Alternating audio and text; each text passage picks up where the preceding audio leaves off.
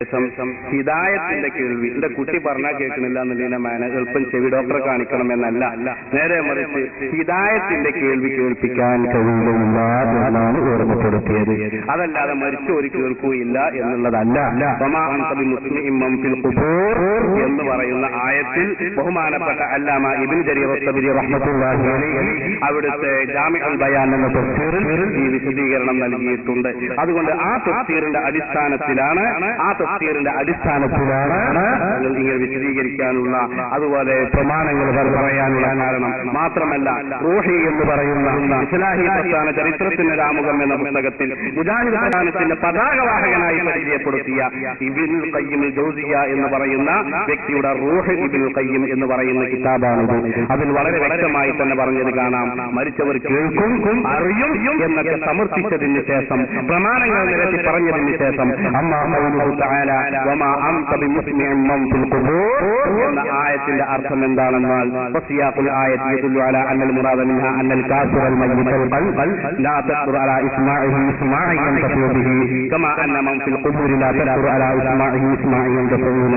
നേരത്തെ പറഞ്ഞ വിശദീകരണം അനുസരിച്ച് ഹിദായത്തിന്റെ കേൾവി കേൾപ്പിക്കുകയില്ല എന്നാണ് അതിന്റെ അർത്ഥമെന്നും, നേരെ മറിച്ച് മരിച്ചവർ വളരെ വ്യക്തമായി തന്നെ കേൾക്കുന്നു എന്നുമാണ് ഇതിന്റെ താല്പര്യമെന്ന് ഇബ്നുൽ ഖയ്യിം വ്യക്തമാക്കിയിട്ടുണ്ട്.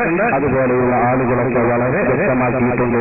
ഹബീബായ റസൂലുള്ളാഹി സ്വല്ലല്ലാഹു അലൈഹി വസല്ലം തങ്ങൾ നടത്തിയ ഹദീസ് നേരത്തെ ഇവിടെ വിവരിക്കുകയും ചെയ്തിട്ടുണ്ട്. സൂറത്തുൽ 27 80-ാമത്തെ ആയത്തിൽ അല്ലാഹു പറയുന്നു, മരിച്ചവർ കേൾക്കാൻ കഴിയുകയില്ലെന്നും എന്ന് പ്രസ്താവിക്കുന്നുണ്ടാകുന്ന കുറിച്ചുള്ള ഒരു അള്ളാഹു അങ്ങനെ പറഞ്ഞിട്ടില്ല. പറഞ്ഞിട്ടെന്ന് പറഞ്ഞു അള്ളാഹു മലയാളത്തിലല്ല പറയാം, അറബിയിലാണ് പറയാം. അറബിയിലാണ് ആയത്തെന്ന് പറഞ്ഞാൽ അറിയാത്തവര് എന്ത് ആയത്ത് അള്ളാഹു തആല ഖുർആന് അറബിയിലാണ്. മലയാളം ഒരാൾക്കുള്ള വിവരം ഞങ്ങൾക്കില്ലല്ലോ. ഒരാൾക്കുള്ള വിവരം ഈ പാമരായ ജനം ഇത് കാര്യം മനസ്സിലാക്കുവാൻ വേണ്ടിയുള്ള സ്റ്റേജാണ്, അല്ല പരിഹസിക്കാനോ തമാശ അടിക്കാനുള്ള സ്റ്റേജല്ല. ഇത് മുഖാമുഖം എന്നുള്ള ഒരു പരിപാടിയാണ്. ഇത് പല പ്രാവശ്യവും മുജാഹിദിന്റെ ഇത് എടുത്തുകൊണ്ട് നിങ്ങൾ പരിഹസിച്ച് ഇവിടെ അട്ടഹസിക്കാനും ഇവിടുത്തെ ജനങ്ങളും ഉണ്ടായിരുന്നു. ഇത് മുഖാമുഖമുള്ള ഒരു പരിപാടിയാണ്. ഇതിനുള്ള ആയത്ത് അറിയുമെങ്കിൽ നിങ്ങൾക്ക് എനിക്ക് സമ്പാദിക്കാൻ വേണ്ട ആവശ്യമില്ല. അല്ലാതെ പക്ഷെ എനിക്ക് അറിയാത്തൊരു വ്യക്തിയായതുകൊണ്ടാണ് പ്രസ്ഥാനെ സമ്പാദിക്കാൻ പോകുന്നത്. അതിനുള്ള മറുപടി പറഞ്ഞാൽ മതി. ചോദിക്കുന്നതിന്റെ ആയത്ത് ചോദ്യകർത്താവല്ലേ പറയേണ്ടത്. അതിവിടെ മറുപടി ചോദ്യം കിട്ടിയ ശേഷം മറുപടി ചോദ്യത്തിലാണ് ഈ ആയത്ത് വരേണ്ടത്. അതാ ഞാൻ പറഞ്ഞത്. നിങ്ങൾ ഈ പറയുന്ന മാതിരി ഒരു ആയത്ത് ഇല്ലാന്നാ ഞാൻ പറയുന്നത്. ഉള്ള ആയത്തുകളെ പറഞ്ഞു ഒമാഹി മുസ്ലിം മംഫിൽ ഖുബൂർ. അതിന്റെ മറുപടിയും നിങ്ങൾ വിശദീകരിച്ചു. അതിന്റെ മറുപടിയും ഇവിടെ വിശദീകരിച്ചു. പിന്നെയും നിങ്ങൾ മലയാളത്തിൽ ഇങ്ങനെ ആയത്തുകയാണെന്നത് അവരെ ആയത്തിൽ ഉണ്ടെങ്കിൽ നിങ്ങൾ പറയും. അതല്ലേ ഞാൻ പറയുന്നത്. പറഞ്ഞ ആയത്തുകളെ പറഞ്ഞു ഒമാഹി മുസ്ലിം മംഫിൽ ഖുബൂർ ഇന്നൊക്കെ ഈ രണ്ട് ആയത്തിന്റെയും വിശദീകരണം. കിതാബ് റൂഹ് ഞങ്ങളാണല്ല. ഞാൻ മറുപടി പറയുമ്പോൾ നിങ്ങൾ വേറെ സംസാരിക്കും. പിന്നെ ഞാനിങ്ങനെ കുറെ ശബ്ദിക്കുക, ആളുകളത് മനസ്സിലാക്കുമ്പോൾ നിങ്ങൾ ആളുകൾ മനസ്സിലാക്കുന്നതിൽ നിങ്ങൾ വിഷമിച്ചിട്ട് കാര്യമില്ല. അത് സ്വാഭാവികമാണ്. ആളുകൾക്ക് തിരിഞ്ഞ് കാര്യങ്ങൾ വരുമ്പോൾ നിങ്ങൾക്ക് ചില അസ്വസ്ഥതകൾ ഉണ്ടായെങ്കിൽ അത് സ്വാഭാവികമാണ്. ഞാൻ നിങ്ങളെ കുറ്റപ്പെടുത്തുന്നില്ല. പക്ഷെ പറയാനുള്ളത് ഇത് ഞങ്ങളുടെ ആളല്ല. അത് നിങ്ങൾ മനസ്സിലാക്കണം. ഞങ്ങളെ ഗ്രന്ഥമല്ല റൂഹ് എന്ന് പറയുന്നത്. ഞങ്ങളെ പുസ്തകമല്ല. നിങ്ങളെ നേതാവ് ഒരു ഉറുപ്പിക 25 പൈസ വിലയുള്ള ഇസ്ലാഹി പ്രസ്ഥാന ചരിത്രത്തിന് ആമുഖം എന്ന ഈ പുസ്തകത്തിൽ സുബ്ഹാനല്ലാഹ് ഇസ്ലാഹി പ്രസ്ഥാനത്തിന്റെ പതാകവാഹകനാണ് നിങ്ങൾ പരിചയപ്പെടുത്തിയ ആളാണ് ഇയാൾ. ഞങ്ങളെ പുസ്തകമല്ല. അതിലാണ് ഇത് പറയുന്നത്. അത് നിങ്ങൾക്ക് നിഷേധിക്കാൻ കഴിയുമോ? നമ്മളതൊന്നും തീരുമാനമാക്കുക. വെറുതെ നിങ്ങൾ കുറെ പറയാം, ഞാൻ കുറച്ച് പറഞ്ഞിട്ട് കാര്യമില്ലല്ലോ. ഇതിൽ അദ്ദേഹം പറഞ്ഞത് സിയാസുൽ ആയത്ത് എതില്ലു. ആയത്ത് കൊണ്ട് കിട്ടുന്നത് ഇത് കാഫിറുകൾ അവിശ്വാസികൾക്ക് അനുസരണം ഉണ്ടാകില്ല എന്നാണ്.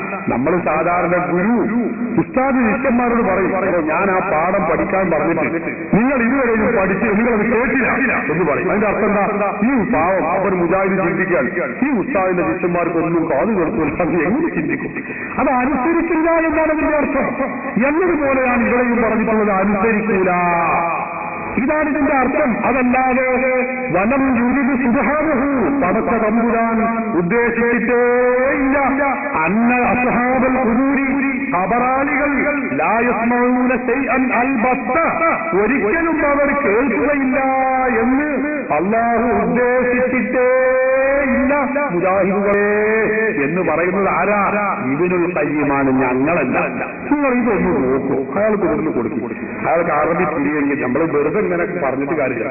ഞങ്ങളെ വകയാണോ അതോ ഇതിലുണ്ടോ നിങ്ങൾ നോക്കി, എന്നിട്ട് നമുക്ക് നോക്കാം. വെറുതെ നിങ്ങൾ ഇങ്ങനെ ചോദിക്കാം, ഞാൻ മറുപടി വരാം, അപ്പൊ നിങ്ങൾ വേറെ സംശയം ചോദിക്കാം, വിഷയം തീരുമാനമാവില്ലല്ലോ. ഈ പറഞ്ഞ ആയത്തിന്റെ വിശദീകരണം ഞാൻ പറഞ്ഞതല്ല, നിങ്ങളെ നേതാവ് പറഞ്ഞ. അത് കഴിഞ്ഞാൽ ഞാൻ രണ്ടാം നേതാവിന്റെ എടുക്കുമ്പോഴേ അല്ല, അയാളെ ശൈഖായ ഇബ്നു തൈമിയ്യയുടെ മജ്മൂഉൽ ഫതാവ 24-ാം വാല്യത്തിന്റെ കയ്യിലുണ്ട്. അതിലും അദ്ദേഹം പറഞ്ഞ അതേ ന്യായമാണ്. മരിച്ചവർ കേൾക്കുകയില്ല എന്നല്ല, കേൾക്കും എന്നാണ്. ഇതാ ഞാൻ പറയുന്നത്, ഞാനല്ല നിങ്ങളെ നേതാവ് പറയുന്നത്. അപ്പൊ അത് ഉണ്ട് എന്നാ പറയുന്നത്. അത് കുറച്ച് ആൾക്കാർ ഉണ്ടെങ്കിൽ ഉണ്ടെന്ന് പറയാം, ഇല്ലെങ്കിൽ ഇല്ല എന്ന് പറയാം. അറബി അറിയില്ല, അറബി അറിയില്ല, പിന്നെ നമ്മൾ പ്രശ്നമില്ല. പിന്നെ പറഞ്ഞൊരു കാര്യമില്ല, അറബി അറിയില്ല. അറബി അറിയുന്ന ഏതെങ്കിലും വിചാരിക്കുന്നുണ്ടെങ്കിൽ അല്ല, അത് ഉറുദു നല്ലത്, അറബിയും അത് ഉറുദു ആണ്, തമാശ പറഞ്ഞത്. അപ്പൊ അതുകൊണ്ട് അല്ലാഹു സുബ്ഹാനഹു വ തആല പറഞ്ഞ ഖുർആനിക വചനത്തിന്റെ ആശയമാണ് ഇവിടെ ഇബ്നു തൈമിയ്യയും ഇബ്നുൽ ഖയ്യിമും പറയുന്നത്. അതാ ഞങ്ങൾ പറയുന്നത്. അതുകൊണ്ട് സഹോദരന്മാരെ, ഒരു വാശിയുടെ ആവശ്യമില്ല. ഞാൻ ചോദിക്കട്ടെ, മരിച്ചവർ കേൾക്കൂലാതെ നിങ്ങൾ 36 ആയത്ത് ഓടി കരുതിക്കൊള്ളി.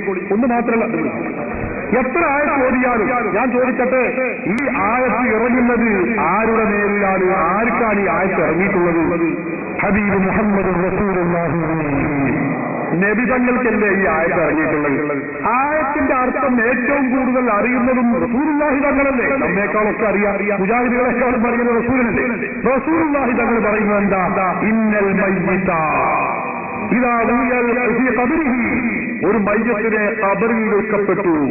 അങ്ങനെ അസ്ഹാബുഹു, അവന്റെ അനുയായികൾ മറമാടി കഴിഞ്ഞതിന് ശേഷം പുറകോട്ട് പോരുകയും ചെയ്താൽ ഇന്നഹു, നിശ്ചയം ആ മയ്യത്ത് ലയസ്മഉ, ആ മയ്യത്ത് കേൾക്കുക തന്നെ ചെയ്യും.